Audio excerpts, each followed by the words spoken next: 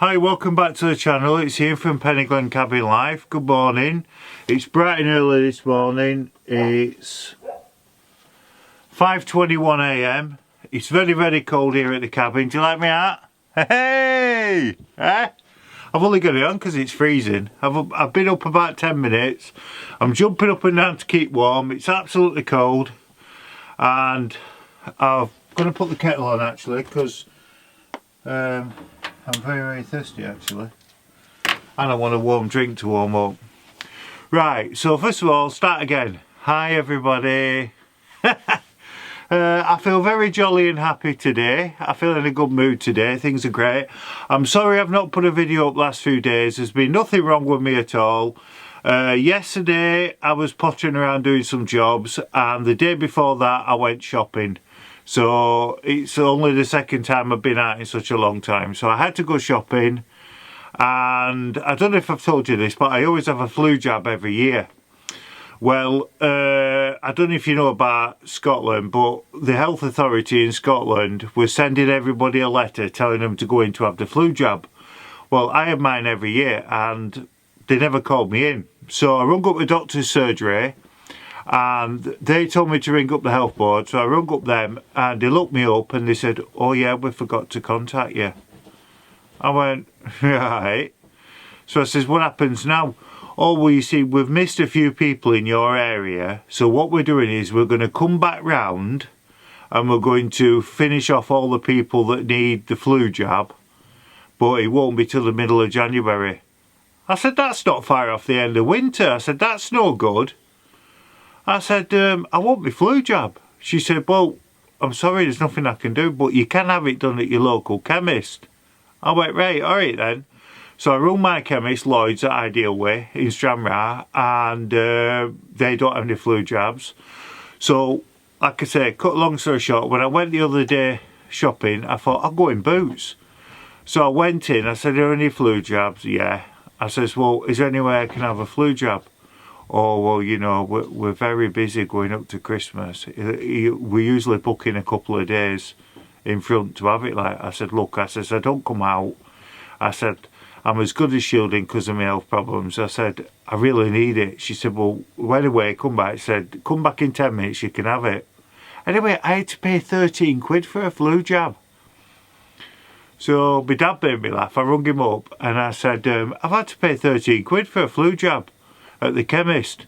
And he says, "Oh, I got mine free when I went to the chemist." And my brother said same.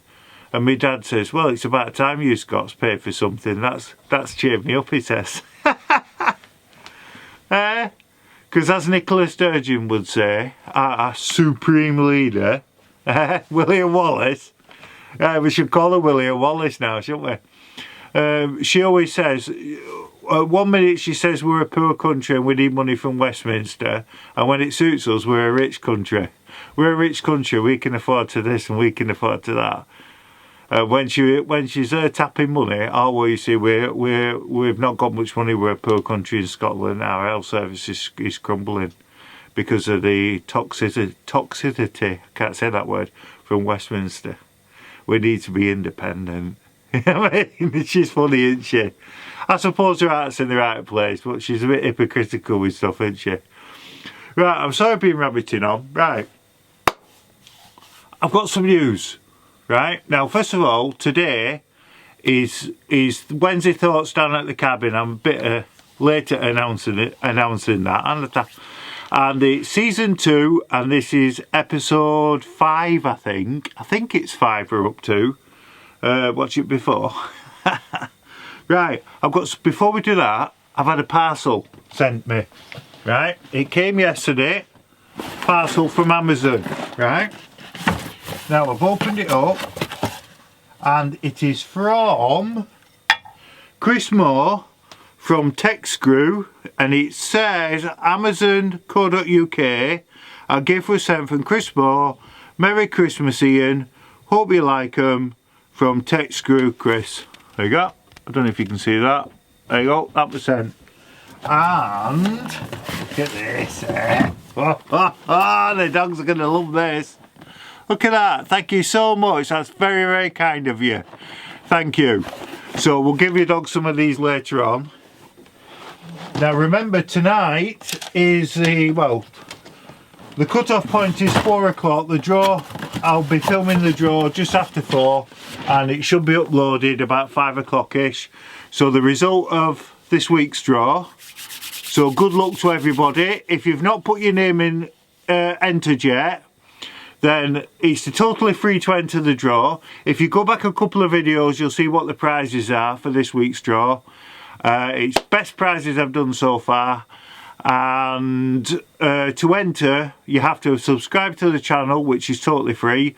You go to the main page, you press the subscribe button and ring the bell for notifications, and then you come back into the video and you write the word subscribe done in the comments underneath, and you're in the draw. And you've got to hit the like button on the videos, okay? So a bit of luck. You've got till 4 o'clock to get your name in the hat. Now remember, even if you've won a prize before, you can still enter the draw. Okay, so it doesn't matter if you've won before. If you've already won, you can still enter. And you're not limited to one person per household. As long as each of the people have subscribed to the channel, then, I know it sounds daft, there could be you, your husband, your teenage kids, whatever, it doesn't matter. As long as you've all individually subscribed, you can all put your names into the hat. Okay, so like I say, let's get some good entries in today. Right, now. God, this kettle's going, I'm freezing me. It's absolutely cold up here. Oh, right. So the topic today is going to be, obviously, again, Wednesday Thoughts Down at the Cabin, is moments that's changed your life. It's a strange topic, but that's it. So for me, what can we say about that? Well, the most important thing growing up that changed my life, now this is a tough one, this, because I could be in a bit of bother for this with my dad.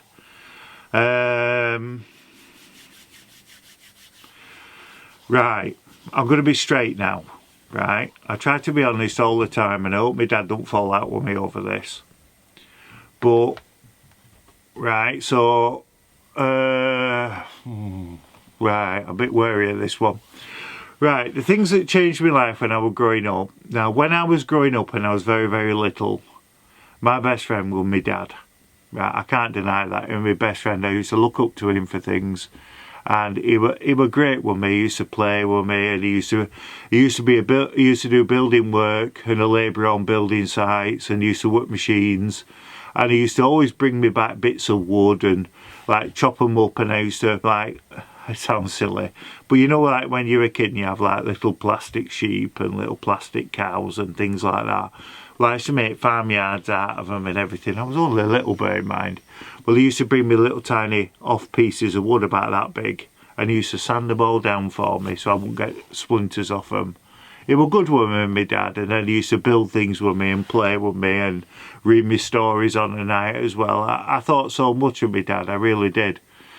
And when I was growing up, I was about 6-7-year-old, about 6-year-old, 7-year-old. My mum and dad separated, and I won't go into anything why they separated or like that, but they just did. They went their separate ways, and psychologically that affected me because my dad stopped visiting for one reason or another. My mum's reason, my dad's reason, I don't know, but he stopped visiting, and psychologically most of my childhood that affected me because I needed my dad. If I look back now, I used to sit in the window on a Saturday because my dad at first used to come on a Saturday to see me before he stopped coming, and I used to sit in the window on a Saturday and get upset wanting my dad to come, and he never came, and it broke me out when my dad didn't come. He did, he meant a lot to me, he really did, he was my life really. And yeah, I'm being straight, it was. When I was growing up, I had a lot of problems when I was growing up, and I really needed a father figure, and I didn't have that. And I know I wouldn't have had the problems I had growing up if I'd had my father in my life.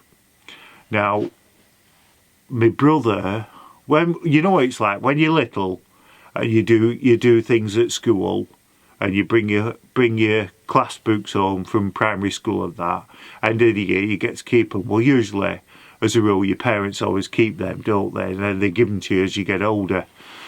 Well, my mum passed away a few years ago, so when my brother was tidying things up, he found this box with some stuff. Well, he sent this box up for me, and in it were my classwork from primary school. And in it was when you first started doing your writing and stuff like that. And me and my mate Ian were going through it all, having a laugh and a joke at the pictures and stuff.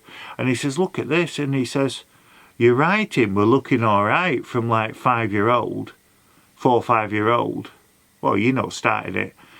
But then when it went to 6, 7, it went really bad. And then about 8, 9, it started getting right again. He says, something must have happened during that time that really affected you. And I thought about it, and I thought it was when my dad left. Yeah, so when my dad left. So, but like when I was growing up, because my dad weren't there, my brother tried to be like a father figure, and I didn't like that at all. I really did. We used to have big arguments over it, and I used to say, you're not my dad, you know what I mean?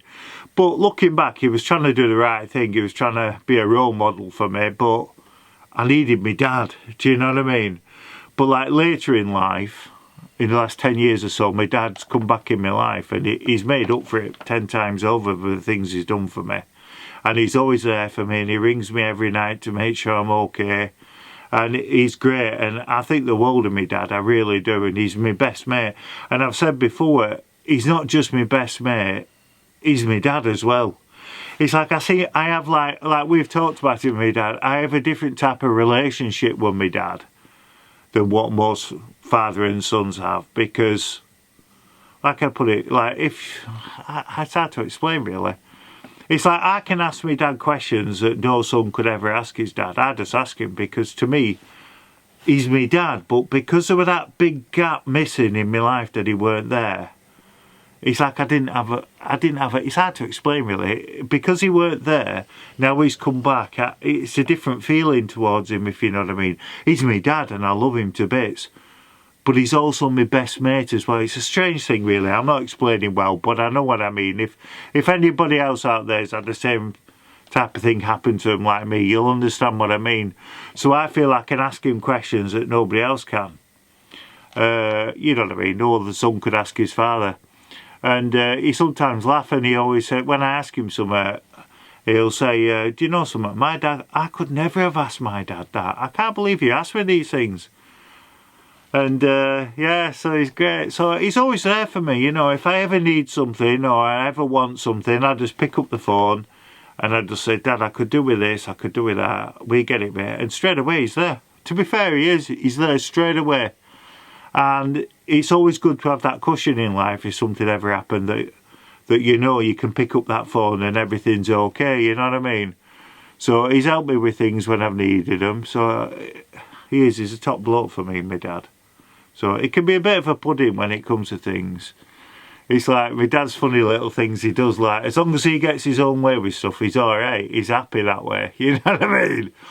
Because like, he'll say, oh, such a thing. I'll say, no, Dad, that's not right, that. No, that's not right. And he'll nag until he gets his own way. And when he gets his own way, I'll say, oh, all right then. All right then. Yeah, if that's what you want to do, we'll do that then. And I think, get lost. He winds me up, you know what I mean? But he's a great laugh and a great lad. But other things affected my life, like when I was diagnosed with my illnesses, that affected me. It did give me a knockback in life. I had my appendix out and I got really ill when I had that out, and that affected me for a few years. But it's always, like, it's amazing that as you grow up and things that happen to your life can affect you long term. It's just, life's a strange thing really. Like, when I was at school, I struggled at school a lot, you know. And people who knew me from school, I was a very tall lad in our class, and I was a bit hyper and I was all over the place. And I used to get bullied a lot at school. I was very soft when I was at school, and I used to get bullied a lot. And there was one lad, right, and those who I went to school with know who he is, and he was a lot shorter than me.